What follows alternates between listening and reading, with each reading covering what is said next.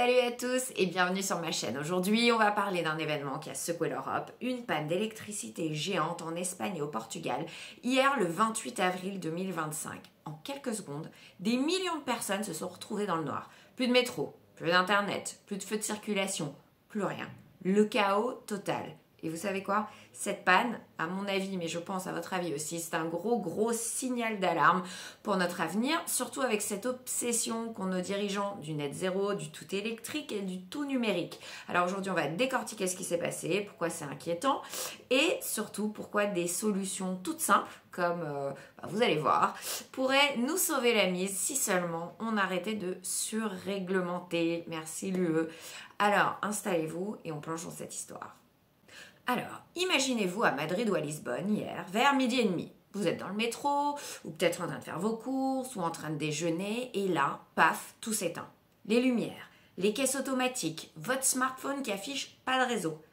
En Espagne, la consommation électrique chute de 60% en quelques secondes. On passe de 25 000 mégawatts à 12 000, comme si la moitié du pays avait disparu du réseau.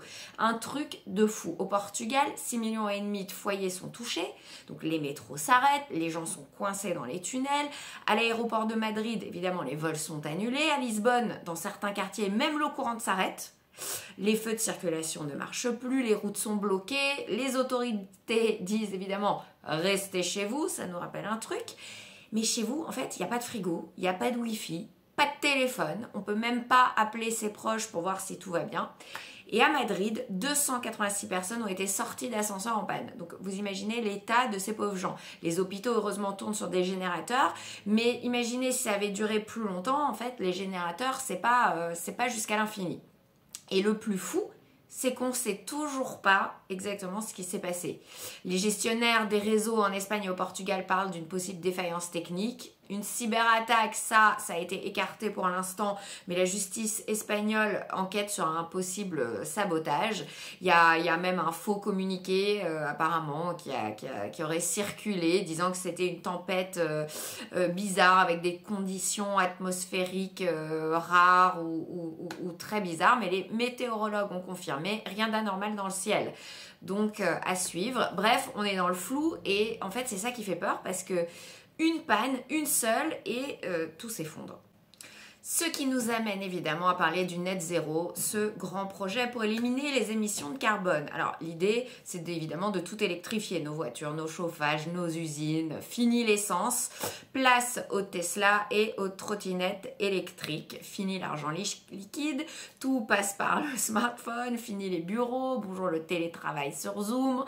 Enfin, théoriquement, ça peut séduire certains, pas moi, mais certains. Mais en fait, cette panne nous montre à quel point tout ça est risqué, tout ça est dangereux. Hier, en Espagne, les voitures électriques étaient des presse-papiers géants parce que les bornes de recharge étaient hors service. Les paiements par carte ou mobile inutile. Évidemment, tous les terminaux étaient morts puisque tout est à l'électricité. Internet coupé, donc pas de nouvelles, pas de coordination, rien. Même les hôpitaux qui ont tenu grâce à leurs générateurs auraient pu être en danger. Bon, si ça avait duré plus longtemps parce que, encore une fois, ça dure pas pendant des heures et des heures. C'est assez limité. Alors, les énergies renouvelables dans tout ça, le solaire, l'éolien, c'est bien. Mais ça marche pas tout le temps, c'est bien le problème. Il n'y a pas de soleil la nuit évidemment, il n'y a pas de vent certains jours, en plus il faut stocker l'énergie et tout ce réseau électrique s'effondre de temps en temps comme ce qui s'est passé hier. Alors on fait quoi? On attend que le vent se lève. Le problème, c'est qu'on mise tout sur l'électricité et le numérique sans plan B. Et une société 100% connectée, c'est une société qui s'arrête dès qu'il y a une prise qui saute. Et on parle même pas des cyberattaques. Imaginez qu'un hacker coupe le réseau, ce serait une catastrophe. Hier, on a frôlé ça, mais bon, on n'est pas à l'abri. Donc cette panne, c'est un gros warning. On ne peut pas mettre tous nos œufs dans le panier électrique. C'est une expression de bon sens populaire qui s'applique évidemment à notre politique énergétique, évidemment. Donc ça, vraiment, il faut réfléchir absolument aux politiques qui sont menées par nos dirigeants. Alors, qu'est-ce qu'on fait? La solution, une des solutions, c'est l'autonomie. Oui, oui, je parle des choses un peu comme à l'ancienne, un potager dans le jardin, un poulailler, des œufs frais, un puits pour l'eau. Parce que, évidemment, pendant la panne, ceux qui avaient des légumes chez eux n'ont pas dû faire la queue au supermarché, ceux avec des poules avaient de quoi manger, ceux avec un puits, ils avaient de l'eau, contrairement à certains à Lisbonne, parce que le réseau, évidemment, était coupé, le réseau de l'eau potable. Donc, ces solutions, c'est pas juste écolo ou mignon, c'est une roue de secours si ou quand le système s'effondre. Mais évidemment, le problème, c'est, comme toujours, la régulation. Dans beaucoup de pays, être autonome, en fait, c'est un parcours du combattant. Vous voulez un puits, il faut des permis obligatoires. Vous voulez un poulailler, il faut respecter des normes strictes.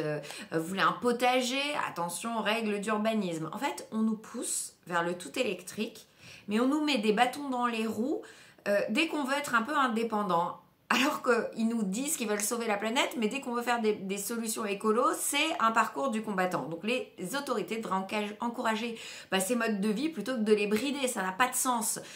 Cultiver des tomates ou avoir un puits, c'est une assurance vie, c'est une garantie de ne pas dépendre d'un réseau fragile et surréglementé.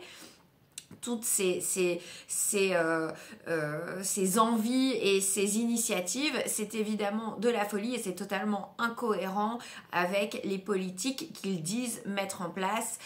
C'est ça la vraie écologie, c'est de cultiver son jardin, c'est d'avoir recours à des solutions locales.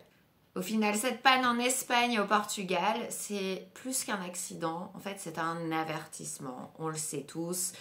On va au-devant de gros problèmes si rien n'est fait. Et sûrement, les survivalistes et tous les gens qui avaient des solutions locales d'autonomie ont gagné beaucoup de points. Alors ça suffit, toutes ces politiques folles qui nous entraînent vers un suicide de société. Le net zéro, le tout électrique, le tout numérique, bon, c'était une belle promesse, mais en fait sans résilience, sans plan B, c'est une prison. On ne peut pas dépendre d'un réseau qui peut s'effondrer en une seconde. Alors, qu'est-ce qu'on fait? Évidemment, on redevient un peu plus autonome si on peut, bien sûr. Si on peut planter des graines, si on peut élever quelques poules, si on peut installer un puits. Et surtout, on demande au gouvernement d'arrêter de nous pourrir la vie, de nous la compliquer avec des règles inutiles. On récupère notre souveraineté, on récupère des processus plus simples. Voilà. Et vous? Écrivez-moi en commentaire vos idées, vos astuces sur ce que vous feriez en cas de panne, sur peut-être, je sais pas, des idées, des réseaux locaux d'entraide. N'hésitez pas à commenter, à liker la vidéo et à vous abonner si ça vous a plu. Et puis, écoutez, prenez soin de vous et faisons attention à ce qui se passe autour de nous et soyons prêts à toute éventualité. Je vous embrasse et à bientôt.